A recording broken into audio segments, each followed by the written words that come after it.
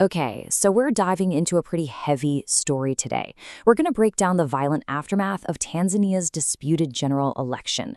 And look, this isn't just about politics. It's a story that's been pieced together from some truly harrowing eyewitness accounts and incredibly detailed forensic analysis. And it reveals a brutal crackdown. And this quote, wow, the streets have become a hunting ground. It just says it all, doesn't it? It perfectly captures the pure terror that just swept across Tanzania after the vote in late October.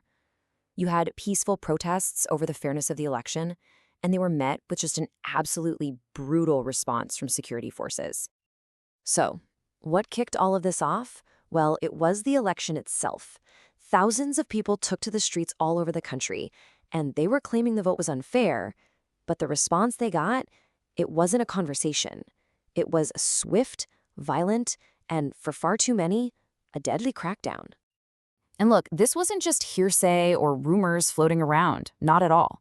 Investigators did a deep forensic dive into dozens of videos. They got accounts from witnesses who were literally too scared to even show their faces, and they used satellite imagery to uncover a really grim reality. Unarmed civilians were being targeted and killed by their own security forces. So, to really get a grip on how this was happening on the ground, let's zoom in on one specific case. We're going to the city of Arusha, where investigators were able to meticulously reconstruct the events at a single intersection to show exactly how two unarmed protesters lost their lives. This is where the forensic work gets just incredible. They were able to build this undeniable chain of events. By syncing up multiple videos and mapping out exactly where everyone was, they tracked it all second by second. So step 1, you see the protesters gathering. Then in step 2, the police move in, setting up about 100 meters away. And then it's just chaos. In step 3, a woman in purple is shot and she falls instantly. Just minutes later, in step 4, a man in a red t-shirt is shot in the head. And the key, the absolute smoking gun here, is in step 5. Forensic audio analysis proved, without a doubt, that the gunshots came directly from the police line. And it's so important to remember, these weren't just statistics, right? These were real people. The woman in purple, she was 3 months pregnant. She was the breadwinner for her family. The man in the red t-shirt, he left behind a wife whose raw, unfiltered grief was captured on camera as she just shrieked over his body. These two lives are just a tiny fraction of the total bloodshed. Now, what's crucial to understand is that the tragedy in Arusha, that wasn't a one-off. It wasn't an isolated incident.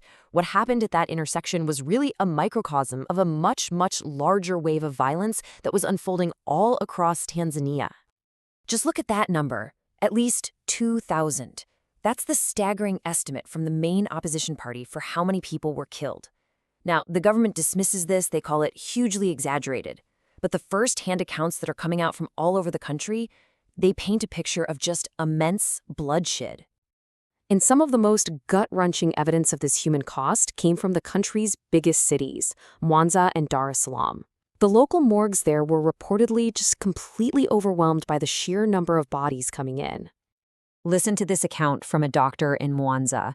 It's just harrowing. He said on one day alone, they made 4 trips, just bringing piles of dead bodies to the mortuary until it was overflowing with even more piled up outside.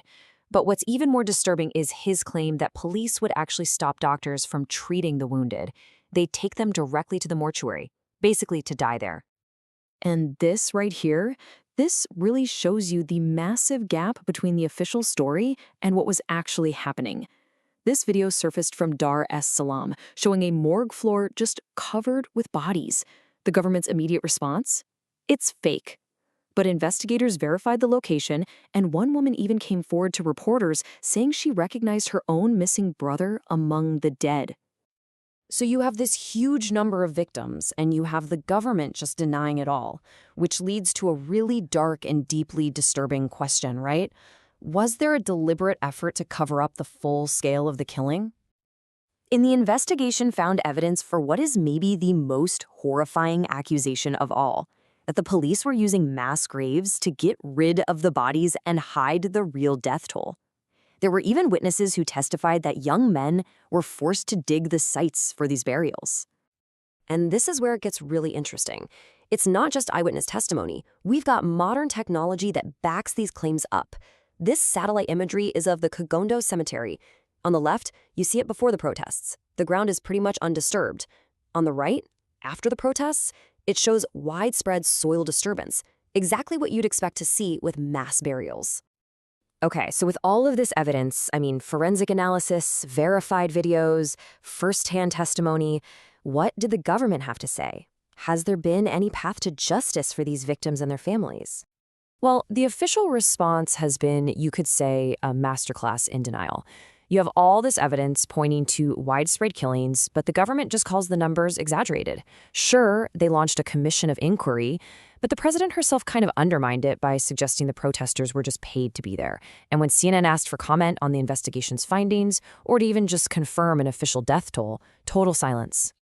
So instead of going after the security forces who were responsible for the killings, guess what happened? The government did the exact opposite.